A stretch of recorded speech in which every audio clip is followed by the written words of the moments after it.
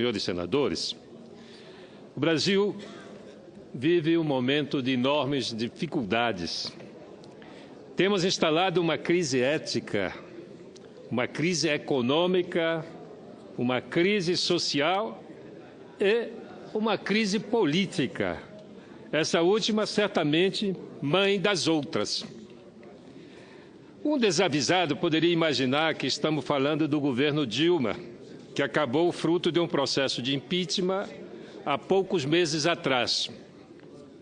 Mas não é dele que estou tratando nesse discurso. É do governo do senhor Michel Temer, ex-vice-presidente, presidente interino e agora presidente da República, levado ao poder com amplo apoio da oposição política derrotada nas urnas em 2014. E mesmo dos partidos da base fisiológica do governo petista da presidente Dilma Rousseff. O que estamos vendo hoje confirma em cada detalhe as preocupações que externei durante a evolução do processo de impeachment. A crise não resolveria com a deposição da presidente, pelo contrário, a crise iria se aprofundar como de fato está acontecendo. Estamos assistindo um novo governo que nasceu envelhecido pela mancha da ilegitimidade do processo de afastamento de uma presidente eleita, sem que houvesse provas de qualquer crime de responsabilidade. Estamos assistindo velhos problemas que continuam a infelicitar a vida de 200 milhões de brasileiros. O que estamos vendo hoje em nosso país? A queda de ministros acusados de corrupção e envolvimento na Lava Jato. Vejam, estamos assistindo aos desdobramentos da exata mesma crise moral que justificou o afastamento de uma presidente eleita com 54 milhões de votos. No centro da narrativa criada para legitimar o processo de impeachment estava a corrupção, particularmente a corrupção na Petrobras. E o que vemos hoje? Vemos o ex-presidente da Câmara, Eduardo Cunha, com sua caneta, recebeu e abriu o pedido de impeachment. Hoje, ele está na prisão em Curitiba, alvejado pelas inúmeras denúncias de recebimento do dinheiro desviado. Desviado da onde? Da Petrobras. E antes de ontem, o Brasil assistiu a mais um desdobramento dessa enorme crise, que foi o afastamento liminar do presidente do Senado, por ter se tornado réu em processo criminal no Supremo Tribunal Federal. E, pasmem, descumpriu a decisão que foi fulminada 2 dias depois no acordo sobre o qual muito haverá de se falar. O acordo de ontem certamente será comentado nos próximos anos e a história vai registrar. Vários ministros de Estado já caíram no breve período do governo Temer, acusados de receber dinheiro ou participar de combescotes visando frear a Operação Lava Jato, que investiga o quê? A corrupção na Petrobras, envolvendo PT e principalmente o PMDB, partido do presidente da República, ele próprio citado nas planilhas da Odebrecht. E como se não fosse o suficiente, nos últimos dias, o país assistiu atônito o presidente da República envolvido com questões menores, muito menores, chamando a si a responsabilidade de arbitrar interesses particulares do ex-ministro Gedel Lima, como confessado por ele próprio em notas oficiais da presidência e em entrevista coletiva.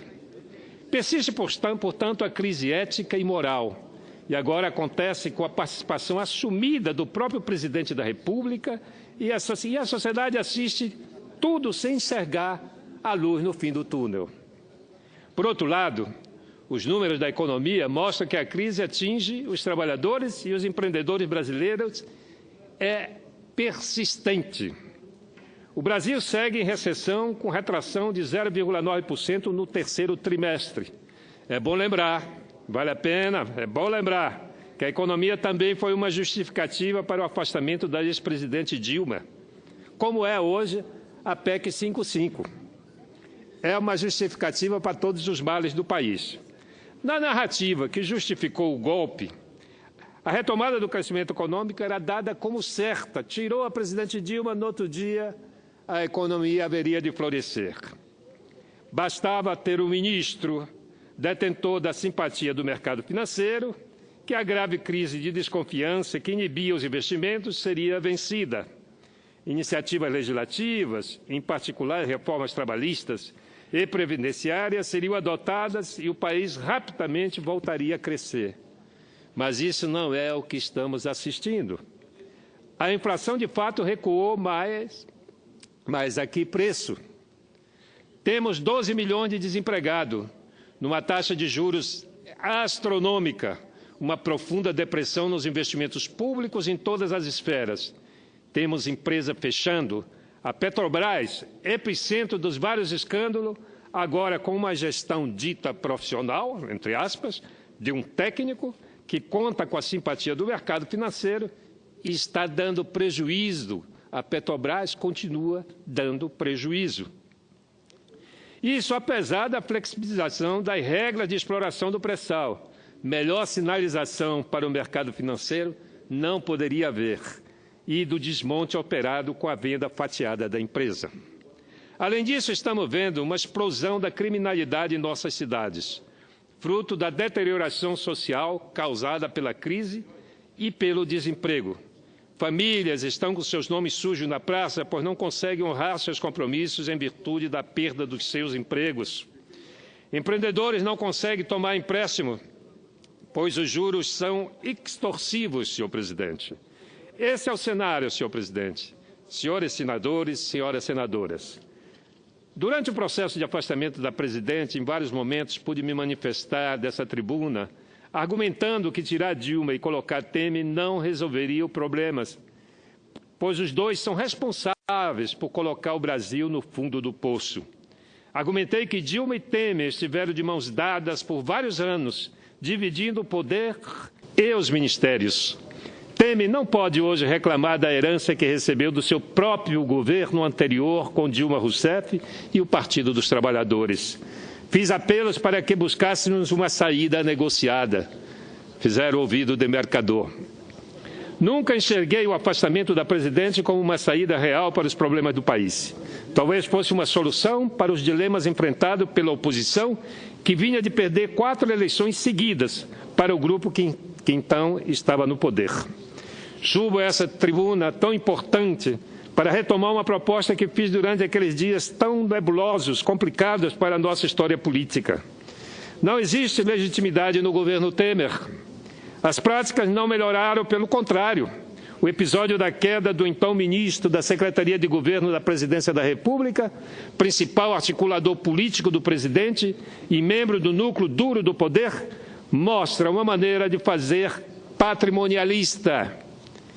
Gedel privatizou o presidente e o colocou para servir seus interesses particulares, e com isso colocou o presidente da República numa posição na qual ele jamais poderia ter se colocado. A impetuosidade do ex-ministro da Cultura, Marcelo Calero, fez com que todos ficassem expostos e tivessem que confessar seus malfeitos. É preciso reconhecer, no entanto, que a base partidária de sustentação política do presidente ainda é sólida e numerosa, mesmo depois do afastamento do presidente do Senado, o senador Renan Calheiros, e o seu retorno. É improvável, por isso, que Temer venha a ter problemas e que se veja na contingência de ser afastado. Melhor para ele, senhor presidente, e pior para o Brasil. Um presidente impopular, ilegítimo e fraco serve a quem? A quais interesses? Certo que ao Brasil ele não serve. Senhores senadores, senhoras senadoras, estão perdendo tempo precioso. Não consigo enxergar saída para essa crise sem qualificar os tomadores de decisão nas urnas. Um Congresso que patrocinou o espetáculo dantesco do impeachment e que há poucos dias, em demonstração cabal de falta de sintonia com as ruas, tentou aprovar uma anistia a crimes cometidos e que estão sendo investigados e serão expostos na delação chamada delação do fim do mundo, como ficou conhecido o acordo de delação premiada da empresa Odebrecht e de seus mais de 70 executivos. Não tem condição de tomar decisões que vão tirar o Brasil do fundo do poço. a maneira apressada.